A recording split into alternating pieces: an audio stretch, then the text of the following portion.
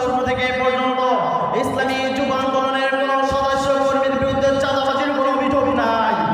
ইসলামী যুব আন্দোলনের কোন সদস্য এবং কর্মীর বিরুদ্ধে ধর্ষণের অভিযোগ নাই। ইসলামী যুব আন্দোলনের কোন সদস্য এবং কর্মীর বিরুদ্ধে কোনো সন্ত্রাসের অভিযোগ নাই। কাজে আজকে যারা আমাদের দেশকে নৈরাজ্যে পরিপূর্ণ করছেন, আজকে যারা চাঁদাবাজি করতেছেন, আজকে যারা সন্ত্রাসী করতেছেন, আপনাদেরকে প্রতিহত করার জন্য ইসলামী যুব আন্দোলনই যথেষ্ট। সংগ্রামী সাথী আন্দোলন চাঁদাবাজিদেরকে উদ্দেশ্য করে আমরা বলতে চাই, শেখ হাসিনা ভাত পাক করছে, দুপুরে খেয়ে যেতে পারে নাই।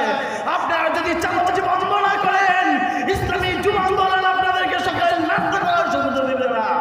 সংগ্রামী সাথী বন্ধুগণ, তাই আমরা সকলে ঐক্যবদ্ধ থাকবো, প্রত্যেকটা যুবকদেরকে ইসলামী যুব আন্দোলনের সাহায্য নিয়ে আসবো। নাসরুম মিনাল্লাহি ওয়া ফাতহুন করিম ওয়া বাশশিরিল মুমিনিন। আসসালামু আলাইকুম ওয়া রাহমাতুল্লাহ।